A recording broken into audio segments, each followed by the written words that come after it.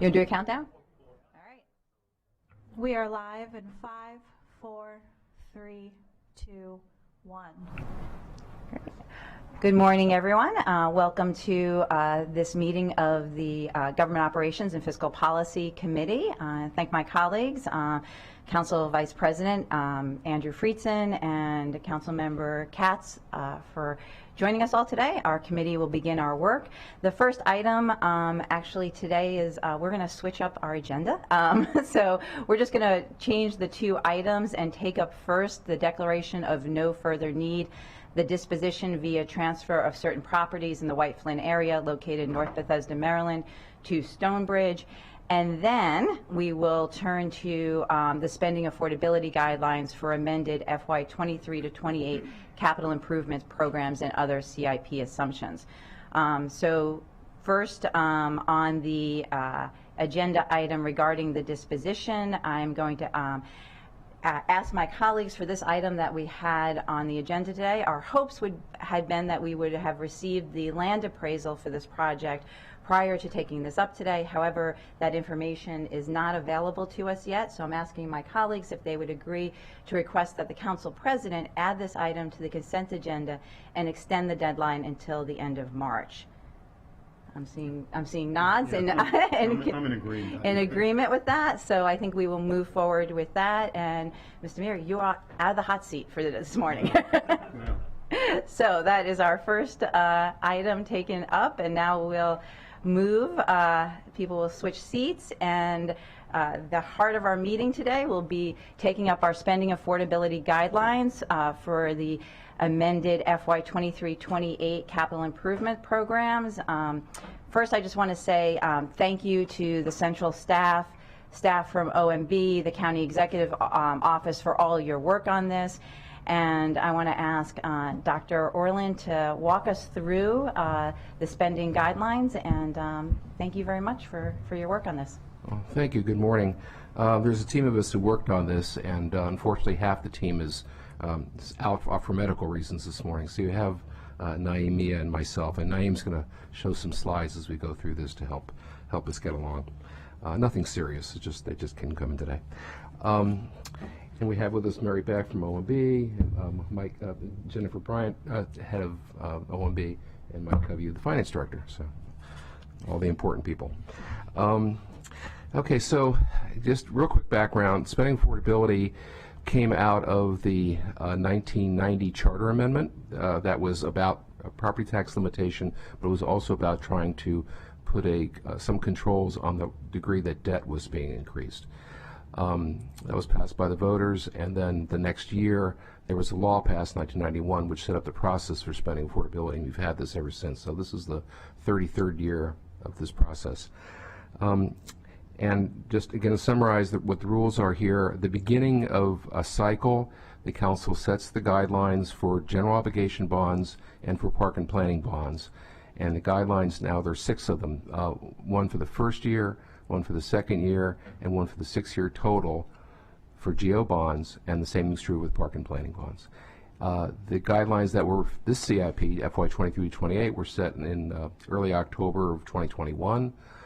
The council had the opportunity to amend those guidelines just by a majority vote last February. It didn't change the guidelines then, and the process has it so that the council can change the guidelines one more time now by, again, majority vote. And then whatever is approved today are the guidelines for the rest of this amended CIP, and if you were to want to adopt a CIP which is higher than any of the 3 guidelines, you would need to have 8 affirmative votes to do that. We've only done that 3 times in the last 32 years, and the last time was about 20 years ago. So we generally are pretty good about staying within the guidelines that are set by the council ahead of time. The guidelines that are currently in place, the ones confirmed last February, are $300 million in FY 23, $290 million in FY 24, and a total of $1.68 billion over the 6-year period. We also use the term targets as opposed to guidelines for the years that are not guidelines, so 25, 26, 27, and 28.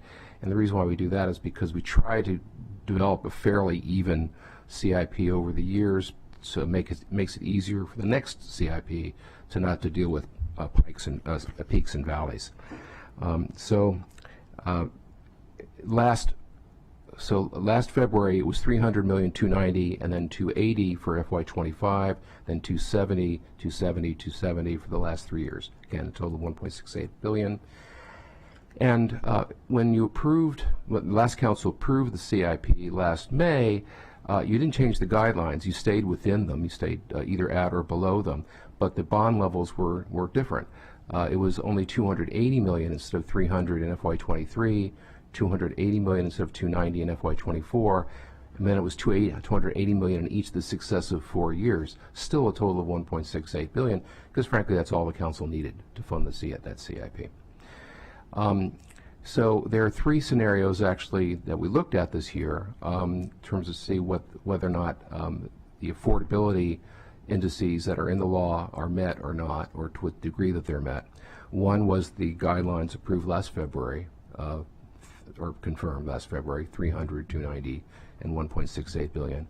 One was what the council approved in their budget last year, last May, 280 a year, total of 1.68 billion. And then the executive now has recommended actually increasing the guidelines for FY24 to go up to from 280 up to go up to 300, and then to change the target, if you will, for FY25 to 300. So it's an increase of 20 million in each of those 2 years over at least what was in the approved CIP. And it's an increase over the 6-year period by 40 million, so it goes from 1.68 to 1.72 billion dollars. We as OMB does, and everyone else does actually here, looks at how these indicators work vis-a-vis, these scenarios work against certain debt indicators. And now you can pull up those slides. One of them, let's see which one you pull up first.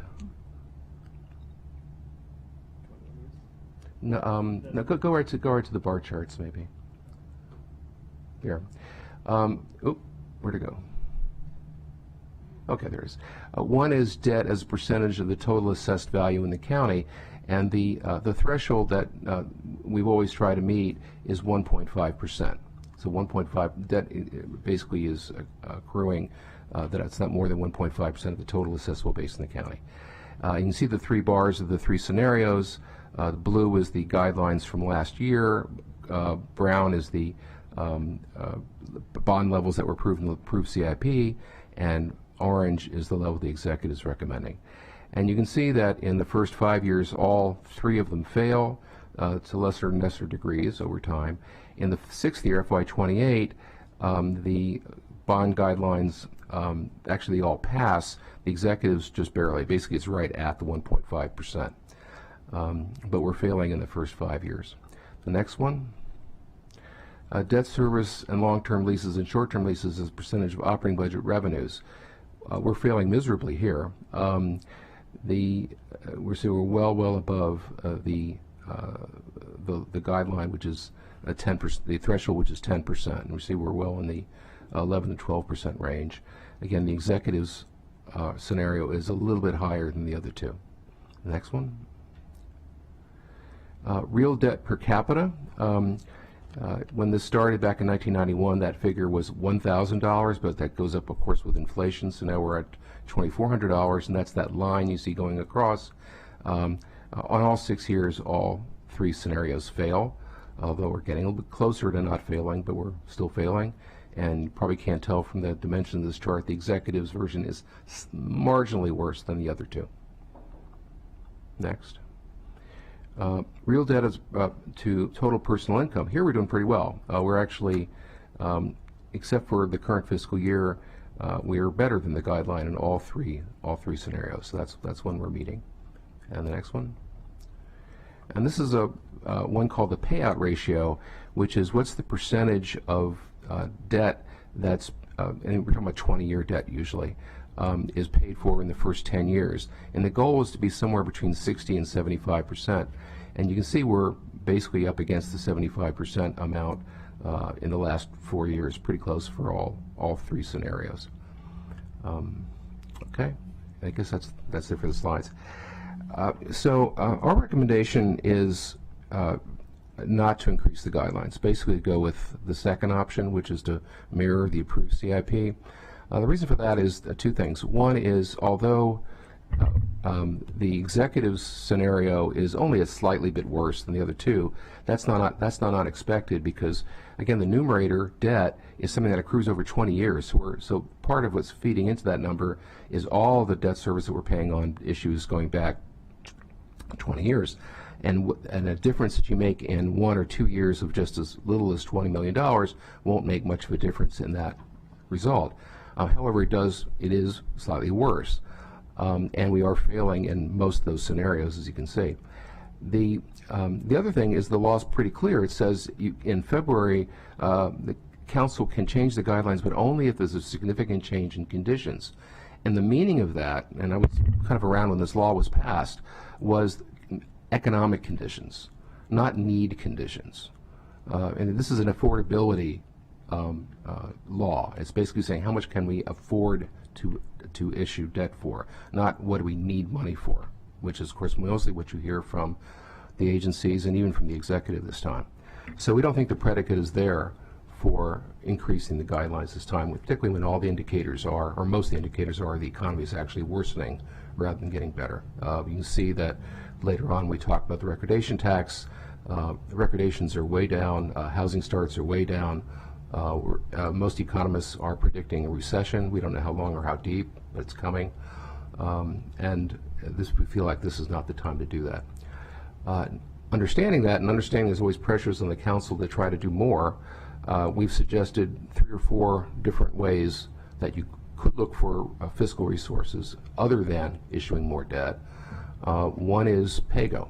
The executive is recommending $2 million more in FY24 and 25 for PAYGO, which is, again, this is cash for projects in the CIP which are debt eligible. In other words, we could use debt for it if we chose to.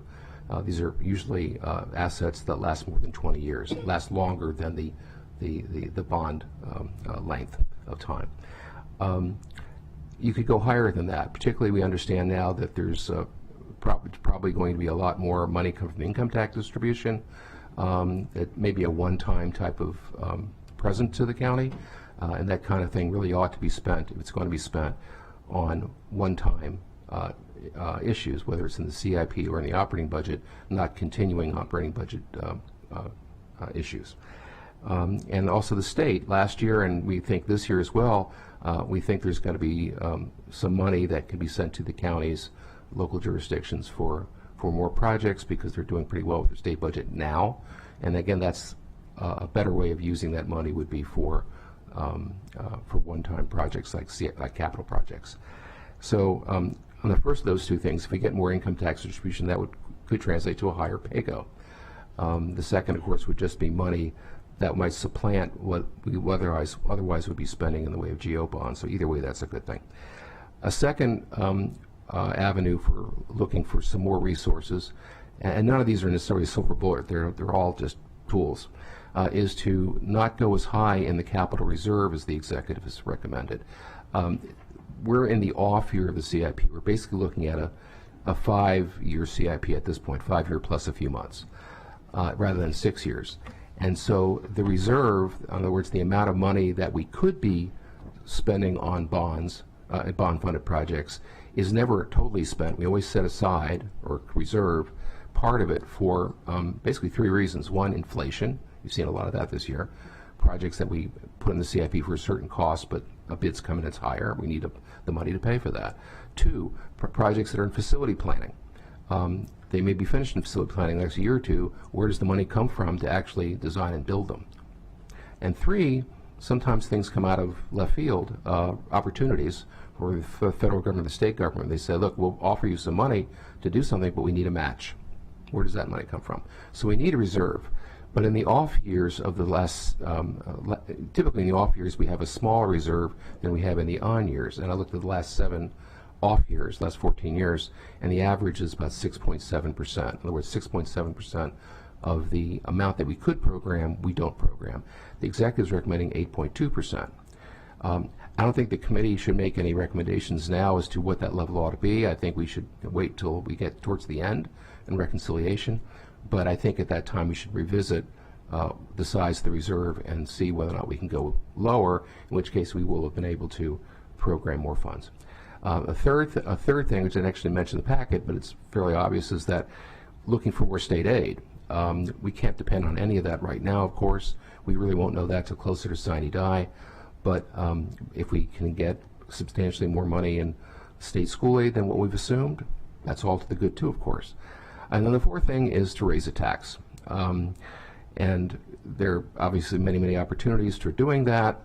We had identified one possibility, which is the recordation tax. And as I'm sure the two of you were here for this, back in 2020, the Planning Board had recommended reducing impact taxes, but in making the action revenue neutral by raising the recordation tax. The council did reduce the impact tax, but you did not raise the recordation tax, and that created somewhat of a hole in the CIP, which had to get filled in other ways. And actually, last year, when we had a banner year for the recordation tax, we would have had a banner year for that increase, but it didn't happen for I'm sure, very good reasons. But you could go back and revisit that decision, or lack of it, that no decision now. And there may be other opportunities also for raising fees or raising taxes to dedicated the CIP to make up some part of this. We're not recommending anything, formally today at all. We're just saying that these are all possibilities you have to be able to bring the CIP in, not only cover the $40 million the executive is recommending doing through debt, but some of the other gaps as well. Keith Levchenko sent you a memo like last week showing the difference between what the exec's recommending and what the school board's recommending. All things true with the college and parks. You may very well not be able to fund all of that, but you may be able to fund more of it than what the executive had. I'm sure one would like to. Also, there's a huge deficit now in transportation. The executive is recommending about $90 million less than what was the improved CIP for transportation, so some of that. All we're really saying today, though, firmly is recommending is not to improve the guideline, not to increase the guidelines, and not to increase the debt burden. Look for other ways of doing it. So I guess we probably take it one piece at a time, but this is the first and probably the main event item on today's agenda for this issue, is where do you want to go with the spending affordability guidelines for general obligation bonds. And of course the executive branch staff is here. Great. Thank you, Dr. Erling. Thank you for joining us from OMB and Finance today.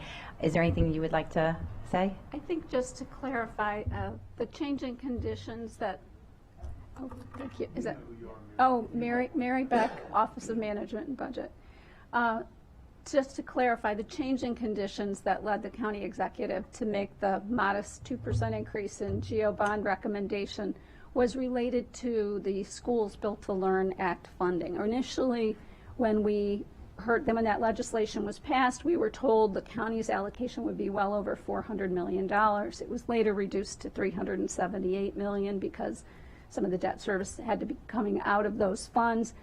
Now it is down to $351 million, and we have the IAC from the state telling the local education agencies, get your projects approved and funded before this amount goes down again. So that was the change in conditions that led the executive to consider that increase. And there was a lot of discussion, should there be more of an increase? I think many of you know the executive has been in favor of more bonds in general, but it was a tempered sort of attempt to make sure we leverage that state aid to the maximum amount possible. And I think in terms of some of the alternatives that Glenn outlined, one of my main concerns is just on set aside. And again, you're not being asked to do anything today. I just sort of want to put it out there for people's understanding. But we still have concerns about the inflation. And so I think in this kind of situation, that's more of that until we find a better way to fix that. And ultimately, I think more revenues is the only way to kind of fix that, and maybe some other structural adjustments. I think the other thing is, in Glenn's average, I know he had one year that was unusually low, and there were some kind of unique circumstances.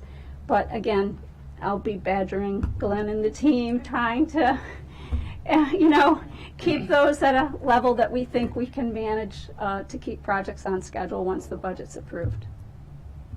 Great, thank you, Ms. Beck. Yeah, Michael, go ahead. Yeah, if I could just add just a little bit of context to what both Glenn and Mary said, and I'm not putting words in Glenn's mouth, hopefully. Excellent packet as always. One of the things that has changed is the transitory inflation that people were talking about 14 months ago actually was persistent throughout and still is persistent. And I would think that you might be able to consider that as one of the conditions that would at least allow you or sort of guide you towards possibly increasing for just a couple of years the amount of GO debt that we issue. But as far as the economy, we built the CIP, OMB built the CIP with the executive. It was based on the fiscal update in December, and a lot of the conditions that we're talking about today and that are listed in this packet are actually the basis for the CIP. So we've accounted for the fact that the housing market had started tailing off in the late summer of 2022, and we expected employment labor to tail off eventually too, because the December update was forecasting a mild recession during 2023, and it was kind of a consensus of economists at the time. Recently, it has become more the consensus of them. More and more economists are actually saying that now, that there's going to be somewhat of a downturn during FY23, and a lot of them expect it to be relatively shallow. So that's just a little bit of the context. In addition, it is a short-term adjustment, if you will, to the GO bonds, and it's a small one. As Glenn's chart showed, the difference between the different scenarios is marginal at best. And we reviewed this intensively throughout the run-up to the budget, and determined that we could do this, the county could do this if you wanted to, and we did run it by advisors to get their read on it as well, and they did not blanch or balk at it at all. And as far as the revenue side is concerned, Glenn noted that transfer and recordation taxes have gone way down as expected. We expected them to go down this year. Hopefully, we won't have to adjust them downward further for the March 15th. Operating budget. The January distribution that we got less than 2 days ago was a very good distribution, as you've all heard. It is the last of the tax year 21 distributions. The first of the 22 tax year 22 distributions is the end of this month. And as you know, as you may know or may recall, February is either the largest income tax distribution or the second largest every year. And again, it's the beginning of tax year 22. It's going to be a major indicator for what the rest of fiscal 23 and fiscal 24 bodes for us. So we're hoping that we are accurate on on the rest of the FY24 income taxes. But we do have a small boost right now. It's not as large as it is from the approved 23 budget, because we did adjust income taxes by $85 million in the December update. But it is definitely a boost, and hopefully the rest of the year will continue as we expect it to. In alignment with what we've seen as the closeout of November for FY21 or calendar year 21, then a gain and a plus up for all of us, and alleviate some of that pressure. But we still have a lot of requests that are large in number that the executive will be looking to address as he transmits his FY24 operating budget. Great. Thank you. Thank you, Ms. Bryant. So just to remind my colleagues, the first item we'll take up is whether to confirm or revise the GO bonds spending affordability guidelines, and we have before us three options. The first is to confirm the current guidelines and targets. Those are the ones that were set in February 2022. The second option is to amend the guidelines and targets to match the GO bond levels in the approved CIP last year. And the third option is amend the guidelines and targets by raising bond levels in FY24, 25, and raise the 6-year total. That is the executive's recommendation, and option number 2 is the council staff's recommendation. Before I turn to my colleagues, I did have a question regarding the difference between options 1 and 2. So at the moment, I will say I'm leaning towards option 1, confirm the current guidelines and targets.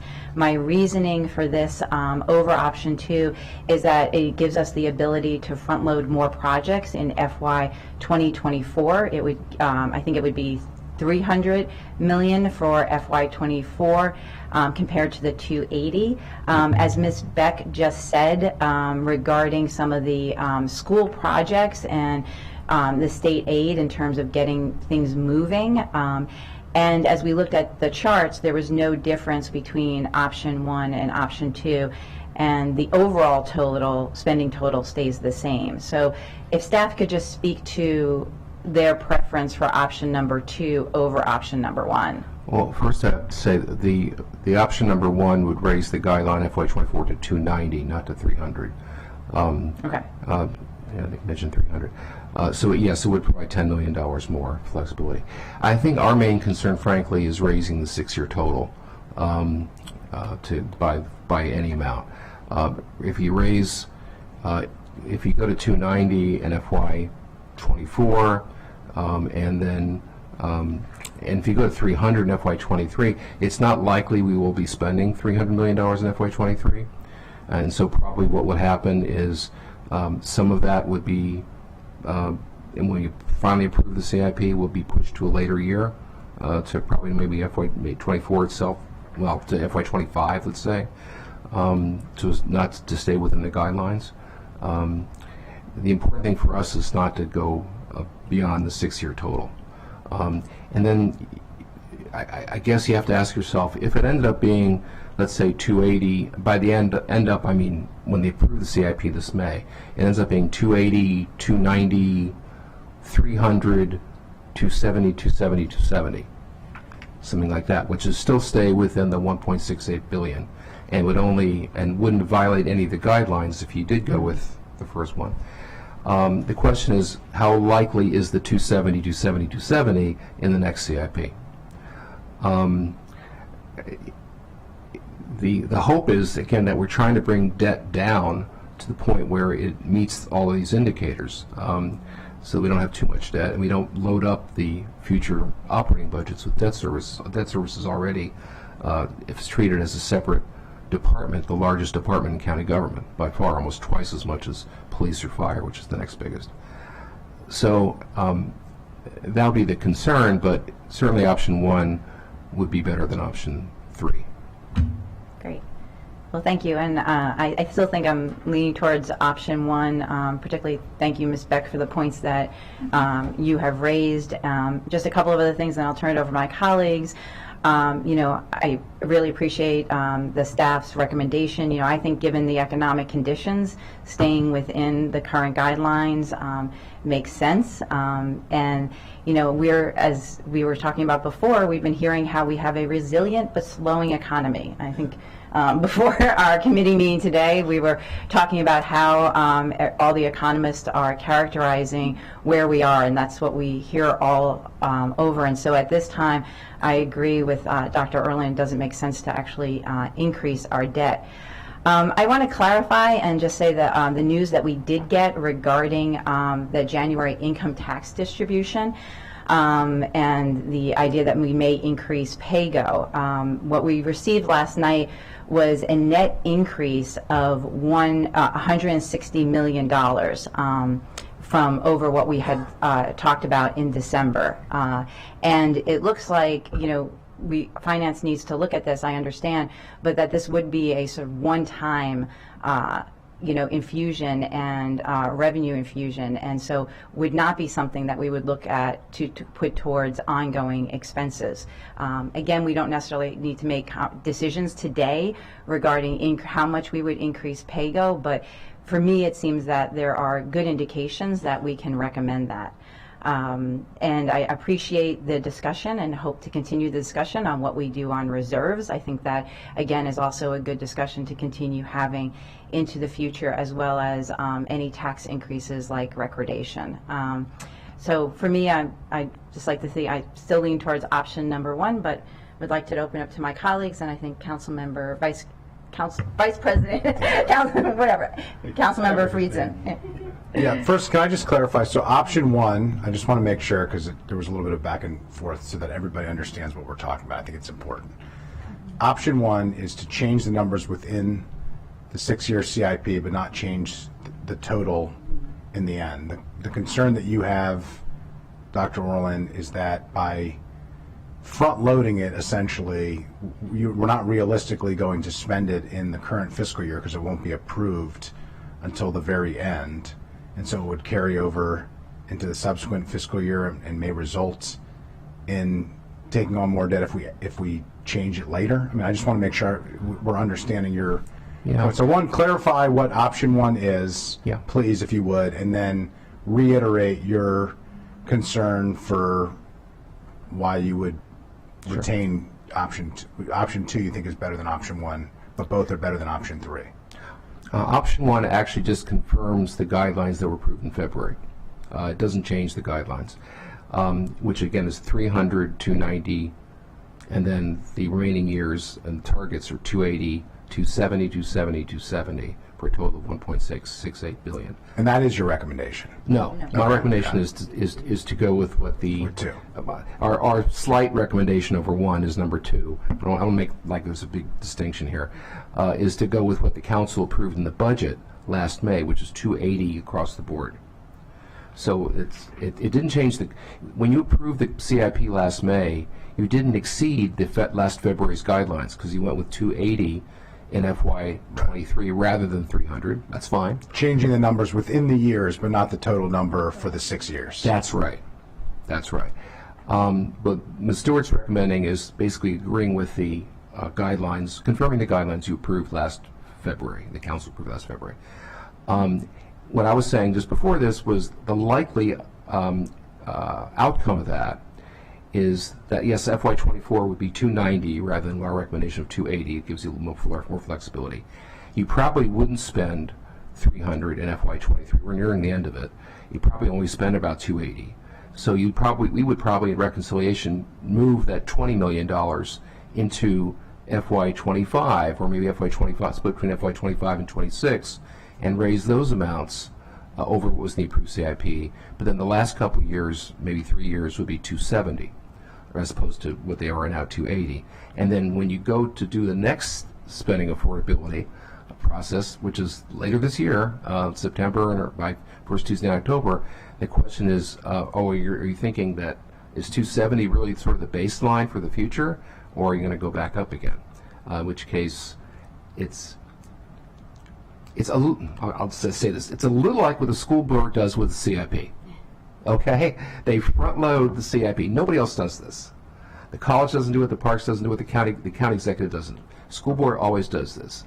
They treat the CIP, frankly, as almost like a 2-year CIP.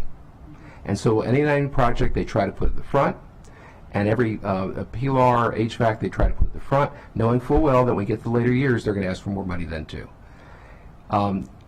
This is a little bit like that, if we did that, but you're all here going to be here for another 4 years, and so you'll have the opportunity this fall. I won't be here, but you'll be here.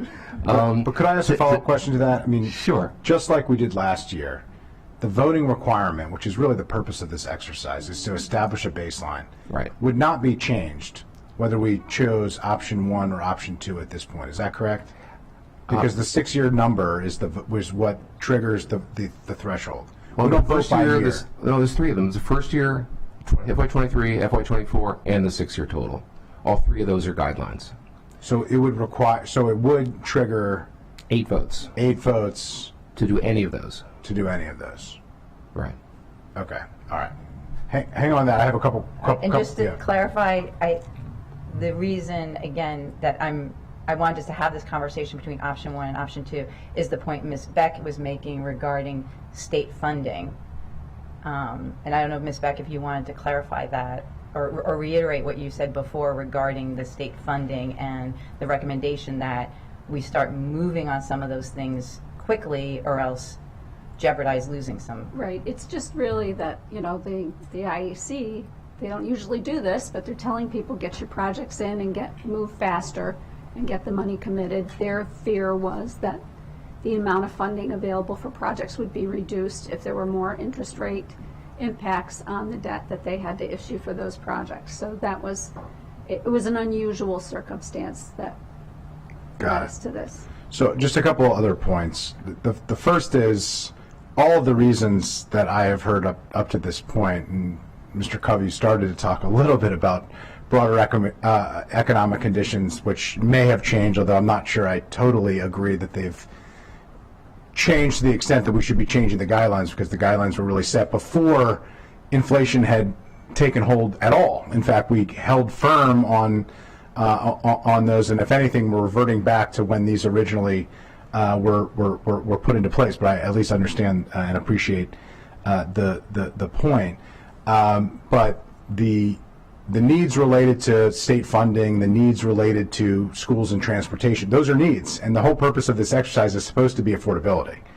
And I do agree with council staff, and am leaning more towards that because of that purpose. We have come short of the threshold to explain what is the economic condition that has changed to justify a change, which is supposed to be what the exercise is based on. But I don't think that it means that we can't meet the exact needs that you're talking about. We have a significant infusion of cash that we are getting from an economy that no longer exists, which is a good thing for revenue. It's not a great thing for what the future of, the near-term future of the economy and what our revenues are likely to be. And so, and I think Chair Stewart was noting this. In the depths of the recession, the executive branch proposed cutting in half the set aside, the PAYGO. $15.5 million was cut out of the capital budget and pumped into the operating budget in order to meet the emergency needs.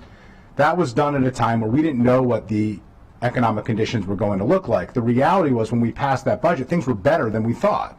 And I had advocated that we reverse that decision. I appreciated why that decision was made. I thought that it was a prudent decision at the time.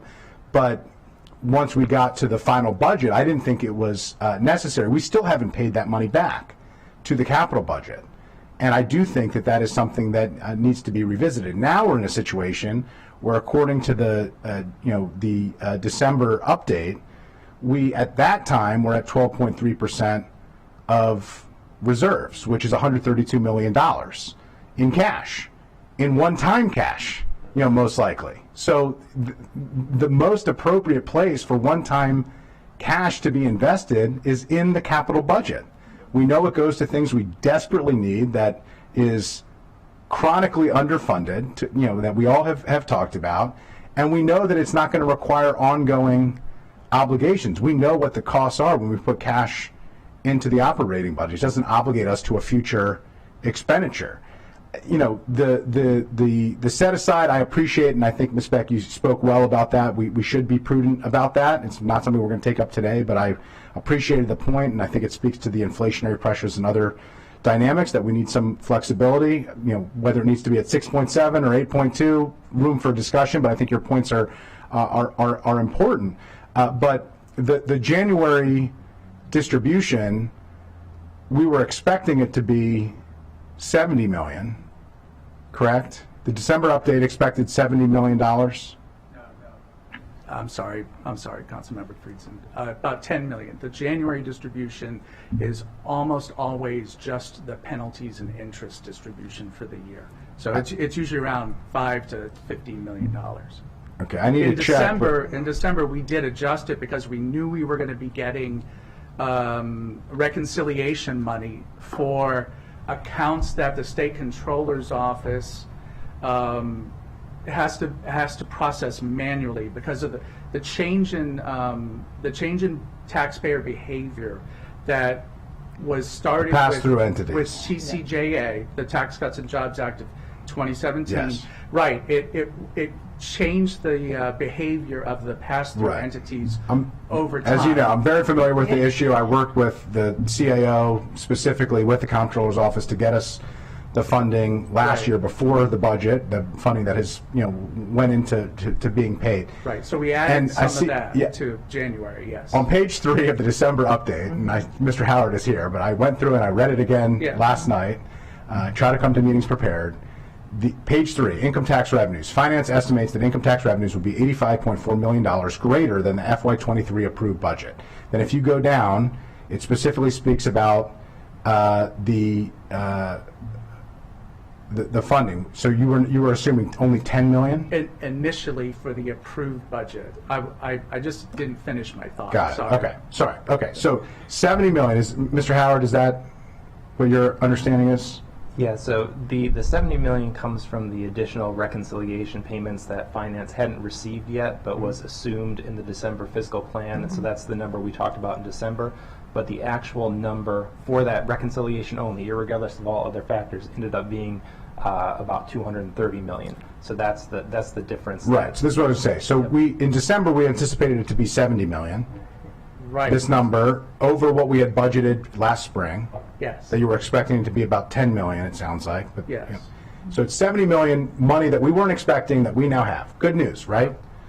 We now have learned as of 2 days ago, which we only learned last night. You learned 2 days ago, which we'd like to get more immediate information, especially when it's good news. I mean, the bad news, we want to hear too, but gosh, not sure why we waited on the good news, but it was 230 million.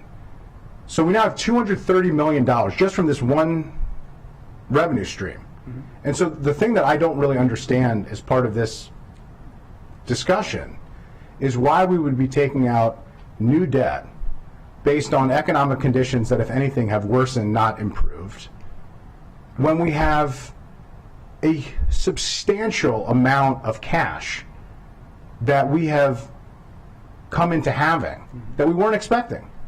And we have tremendous needs in the budget. That's what is supposed to go for needs. You're supposed to, in the most fiscally responsible way, take the cash that you received that you weren't expecting and put it towards the greatest needs. And we obviously have huge needs in the capital budget. So I just want to know that the last thing that I'll say is fiscal responsibility when times are good is much more important than fiscal responsibility when times are bad.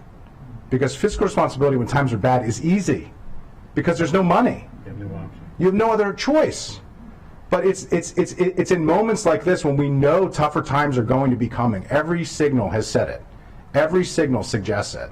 And for us to be prudent in this moment, at this time, it is critical. And that's specifically related to this decision because this extra infusion of cash is a double-edged sword.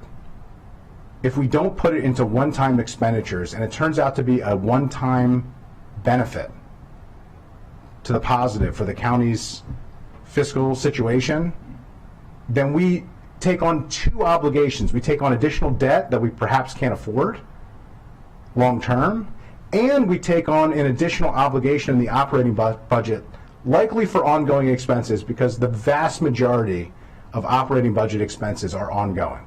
81% of, are approximately our personnel.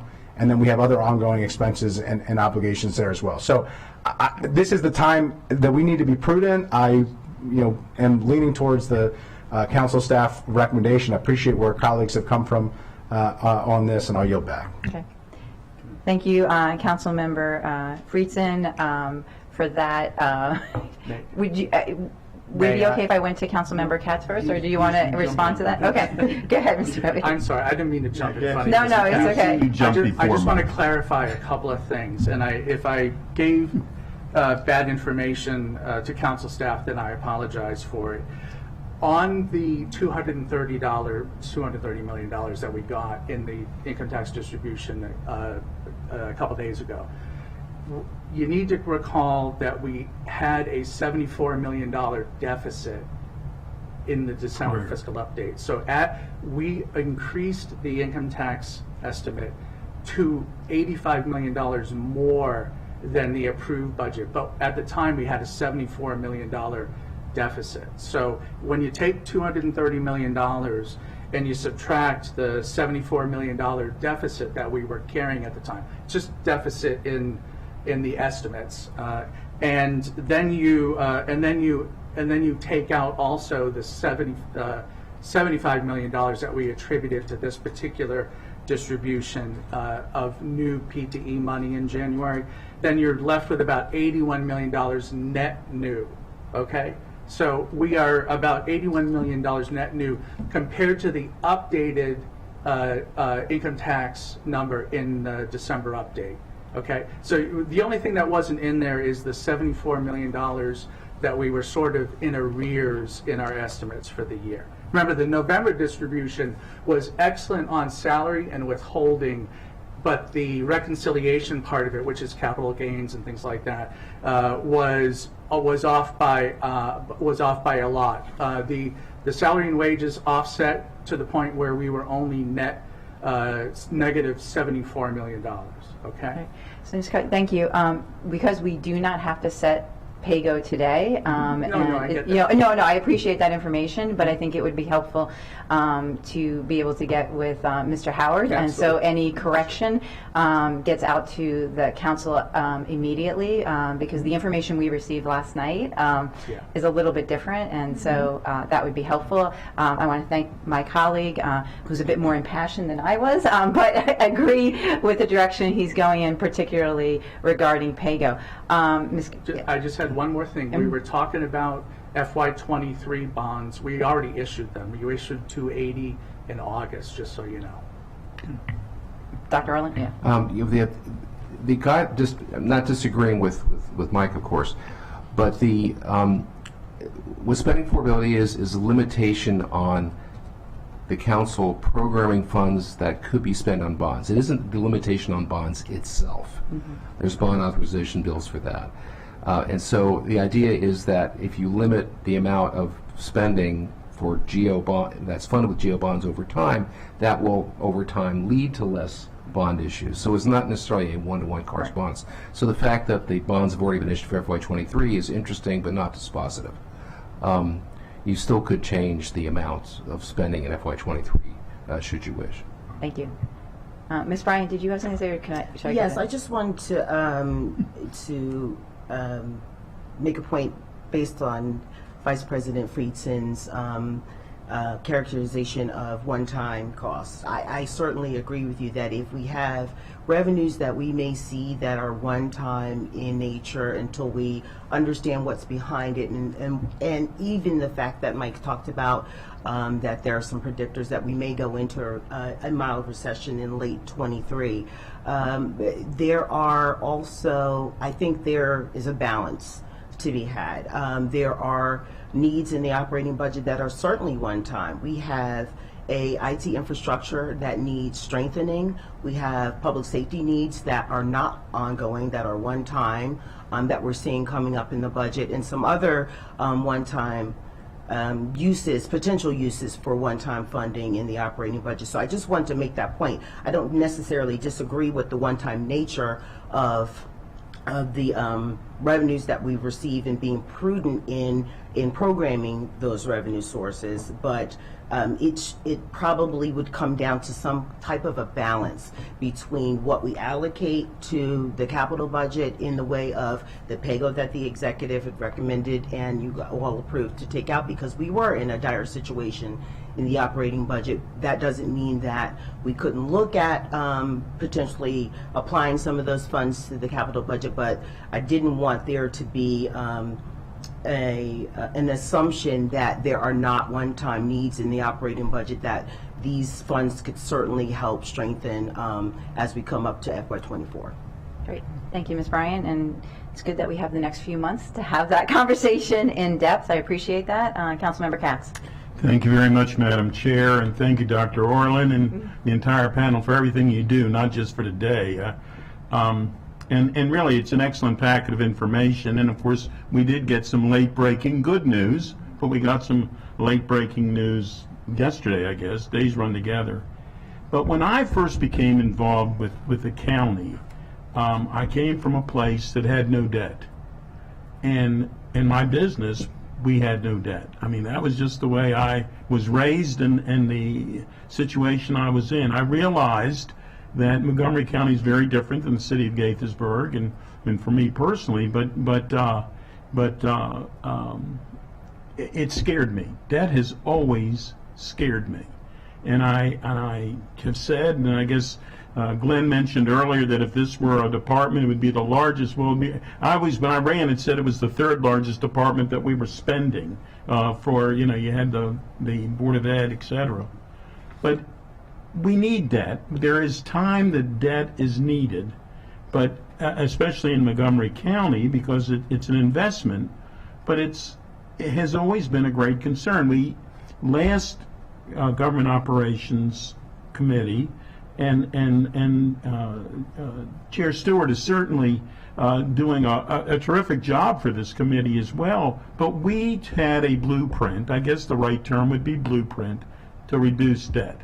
It scared all of us. We realized that it's the first expenditure that you have, whether from the operating side, and we need to make certain that not only did we do it right, but we did it correctly. And Mr. Covio has been to Wall Street just like I had. He's been there many more times than I have.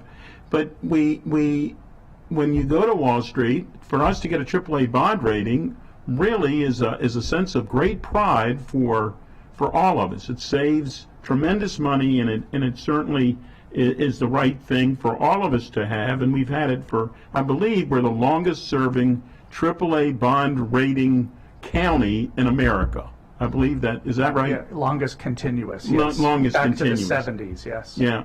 So, it's a sense of pride, and it's also a great thing. It shows that we have always been, or try to be, responsible. This income tax amount, and regardless of whatever, and when I had the store, I always said that the money I had was the money that was in the register. I knew what was coming. I knew what was there. Now, people can promise you they're going to pay you, but until they pay you, they haven't paid you. So I always, and this money that we got 2 days ago, yesterday, that you mentioned, whether it was from additional and from, it's $230 million. I mean, that's bottom line. That's what we have. Until it is proven in my mind that this is more than a one-time money, and I hope it is, but until it's proven in my mind that it's more than one-time money, it's one-time money. If this continues, that we have more of a continuation of what we're going to have, we'll know. Each month we always seem to, in 2 weeks we're going to know more. But I really believe that to the point of the Vice President, that we need to use this money as a one-time expenditure for one-time expenditures. And I also believe, and I wrestled with whether or not it should be option 1 or option 2. And it's very similar. And I literally, coming in, I thought that, I'm for option 2. I think the staff did a good job. I appreciate the chair's logic on this. I could certainly live with option 1 as well. Though I do believe until we know at the end of February, until we know exactly what we have, I believe we should go with option 2, and then we can have another discussion, and we'll have many other discussions. But as I say, I could live with option 1 as well, but I think option 2 is the better option at this point. This is not a simple issue. In complex problems, it would be wonderful if we could solve complex problems with simple answers. We can't. But I think we have done a good job. We are continuing to do a good job. I think candidly and very openly, I think we are very fortunate to have the other 2 people who were on this committee be on this committee. They have thought, and as Chair Navarro was before, I think we have tried our very best to get and to continue to be as fiscally prudent as we possibly can for a very complex problem. So bottom line is, I think I would prefer option 2, and with an asterisk that says that we should go back and talk about this once we have more information, and hopefully we'll be able to go to an option 1. But at this point, I'm in favor of option 2. Thank you, Madam Chair. Thank you, Councilmember Katz. Vice President Friedson? Yeah, I just had a quick follow-up. Thank you to both my colleagues, and I associate myself with a lot of them and appreciate that I'm a passionate person about these issues, which I appreciate. I just want to understand. I just want to make sure I understand the comments earlier about the 81 million is the net new amount that you're saying from the 230 million Right. that we received from January. That's right. So we ended, I'm sorry. No, go. Okay, so we on December 13th when we talked, we had a shortfall, if you will, of $74 million in the income tax through the November distribution. The November distribution was short by essentially the PTE filings that we received a couple days ago in the January distribution. But didn't we write it up 85 million? We did. So we added $85 million to the approved budget estimates, not to the amount that we were carrying at the time, but to the approved. But the fiscal update is always an update to the approved budget. Right. It No, gets I understand. confusing I every understand. year. So the approved budget was $74 million short. We recalculated income taxes based on what we knew about the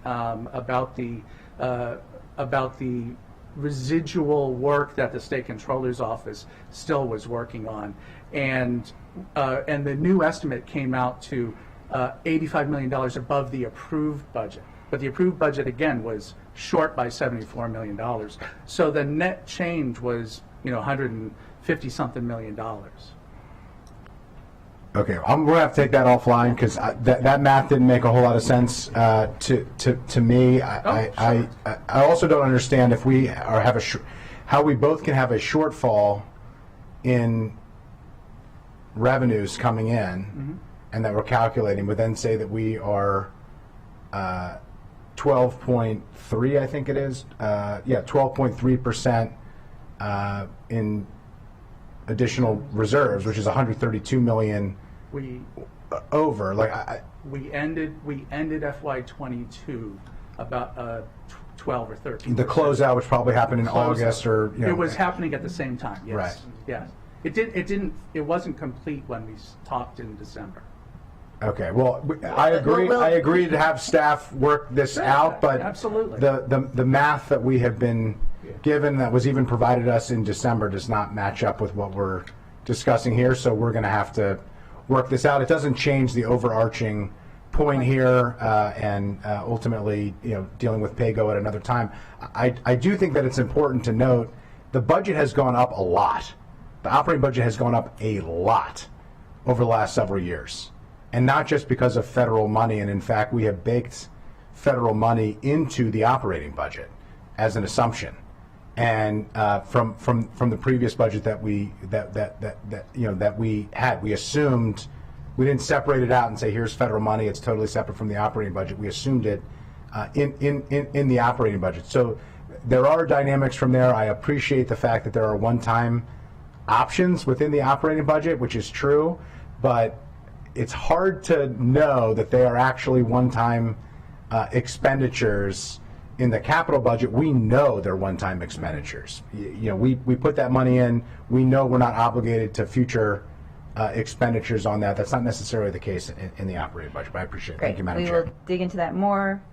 Councilmember Katz? And I'll try to be as quick as I can on that, but on the 10% that we reserves that we have told Wall Street for our bond rating, that's what we will do, and so that's what we have based on. If we dip into that 10% reserve, are we violating what we, for lack of a better word, violating what we told Wall Street? Do we need a reserve above the reserve that we could actually do what Ms. Bryant was talking about for additional? You know what I'm trying to ask. Yes, absolutely, Mr. Katz. We need to end each year with at least 10% in reserves. That is the promise that we make to the bondholders. So anything over it we can carry if you want, but you've been, supplemental appropriations that you've seen throughout the year. Yeah. Sometimes are using, or maybe they're normally using, I'll call them excess reserves, anything over the 10%. 10%. So and as you know, because you've gone up to New York with us and talked to the rating agencies, the rating agencies' metrics that they use are not the same as ours. I mean, one of the things that I was thinking about, sort of during this conversation, and some things that Glenn mentioned, which were absolutely true, prompted me to think, we should be going over, these metrics have not changed for many, many years. They're not what the rating agencies use. We might want to review them and update them. We started updating some of the policy levels a couple years ago. We did a few of them. We probably should look at more of them at this point and make sure that they are where we really want them to be. Because the rating agencies show us as having reserves higher than what we showed, because the basis that we use is a much higher basis than what they use. So, and that's a good thing. That's a good thing for us. So, but we really probably should start looking at all these debt metrics and making sure they're where they really need to be, because it's okay to be out of alignment with them as long as our metrics, even when they're not showing what we want them to show, when the rating agencies are using their metrics, we're much better than our metrics show us to be in most cases. And if I could just correct one thing, you said that I had talked with the rating. I had listened to the rating agency. I didn't say much. I was in awe, but yes, thank you. Great. Well, we have an item before us today, but I think, Ms. Covey, thank you for raising that, and we hope that the County Exec's Office works with this committee as we look at updating those in the near future. And I would say let's begin those conversations as soon as possible, because today we have what we have before us, and we need to make a decision and a recommendation to the full council. And what I'm hearing from my colleagues is that the will of the committee is to go with option number 2, which is the council staff's recommendation. Mr. Dooney registers for option 1. I can show it both.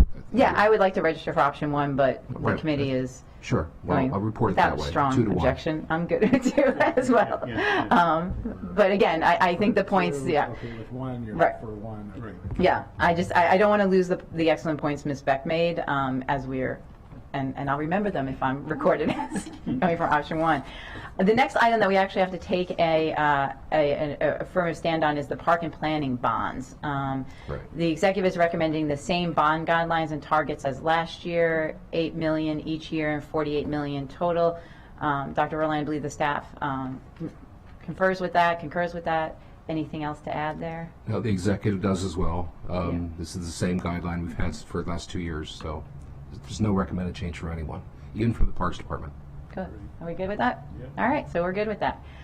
Dr. Erline, I know there were a couple of other things that you wanted us to review. Sure. I'd like to go through the other assumptions just so that you're familiar with them and see if you're, they're not official actions maybe, but just these are the starting points for developing the CIP, and all of them or most of them might change over the course of time anyway, but just to apprise you of that. So on page 4, the inflation assumptions, these are the inflation rates. Basically, this is CPI. This is not construction cost inflation. This is basically adjusting what the guidelines and targets are to dollars that are actually in the CIP, because in the later years, obviously, the $280 million is worth less in year 6 than it is in year 1. The inflation rates from finance are actually lower for FY 24, 25, and 26. They're higher in 27, 28. We have no reason to doubt that. Also know that finance does update these assumptions in March when the operating budget comes over. So they'll change, but they probably won't change much. Okay. And so we're okay with starting point with that. Everybody okay with that? Okay. Well, it's the bottom page 4. Sorry for the amphibians in my throat. Start again. This is the capital reserve referred to earlier. You see the 8.2% is what the executive is recommending. And when I was talking about trying to find more fiscal space to program things, I wasn't really thinking, in fact, I wasn't thinking of FY24 or 25. I'm really thinking of the later years where the reserves are higher. There's always a price for that. If you reduce those amounts, that's a starting point, less money for future CIPs. But we're not talking about FY24 or 25 really, because you're going to need those reserves to be at least as high as what the executive has for things that are coming up in the shorter term. And again, so recommending going with the executive has for now, but be willing to revisit it CIP reconciliation. PAYGO, we had the discussion of that already. The executive is recommending the same as the approved CIP, except increasing FY24 and 25 by $2 million each, well above the 10% guideline in the first, actually in all 6 years. So that's a good thing, and we're recommending, again, agree with the executive for now, but possibly revisit reconciliation, possibly with some of this money we've been spending a lot of time talking about this morning. On impact taxes and recordation taxes, the recordation tax forecasts are way down, and the amount that we have collected in both the recordation tax increment for schools and the recordation tax premium is pretty closely tracking to what finance is now projecting for FY23 as a whole. So I think they're on the right track. And on the recordation taxes. And the impact taxes, ironically, they're a little higher than what was in the approved CIP. But I'm told the reason for that really isn't because collections are coming in higher. It's because there was a lot of excess impact tax revenue that came in FY22 really too late to use them in the last update of the CIP. And so the executive is showing some of that money being spent in 23, 24, 25, some of the later years. But it's so the total amount spending on impact taxes is higher than what was projected for those later years. But it's really not more money coming in. State school aid, top of page 8. The exec's recommending a little bit more money there compared to the approved CIP. Again, we're always wanting to ask for even more when we go to Annapolis. Again, no reason to see a different assumption for now. And when you get closer to sine die, we'll know what the number is and plug that in. And then finally, current revenue. Current revenue is also cash, like PAYGO, but this is for projects in the CIP that are not debt eligible. So it's for computers, technology, it's for facility planning, it's for bus acquisitions, for items that don't last 20 years. The executive there is recommending virtually the same over the 6-year period, a little higher in FY23 and 24 than, well, actually higher in 23 and lower in 24 than what the approved CIP has. Again, we don't see a reason to go with a different number right now, but just know that as the sun rises in the east and sets in the west, the executive on March will probably come back and recommend a reduction in current revenue because with put his operating budget together, he'll need a little more money, so we'll probably recommending cutting back on this a bit. The bit could be little, could be a bit. It sort of depends on the situation. So. That's why I'm doing this. Yeah, thanks, Glenn. You're welcome. That's it, really, I think, for this item. Great. Well, thank you, Dr. Erlin, for going through that. Anything from my colleagues? Anything else? No. Vice President? Yeah, I just think we need to follow up on the idea of covering what was proposed as bond obligations and utilizing additional PAYGO. Like, I don't think that conversation should be over once the council makes its decision, because it's not a question of whether or not there is interest in supporting the need.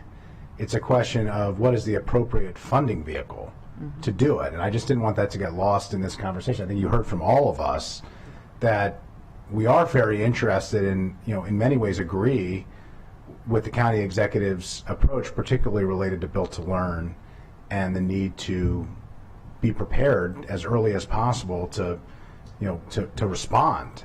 The question is whether or not we should be utilizing a higher level of cash, because that's a much more prudent way to do it and doesn't put us in a potentially fiscally precarious situation moving forward. And so I just hope that we can have that conversation. I hope that it can be before the submission of the operating budget, because once the operating budget is dropped and once the county executive puts forward his preferences, if he does not choose to go in this direction, it becomes much more confrontational than it is collaborative, and that makes it a much more difficult conversation to have. And I actually think there's more agreement here than disagreement. It's just a question of what's the best, fiscal vehicle and mechanism to move forward. So, thanks. Thank you.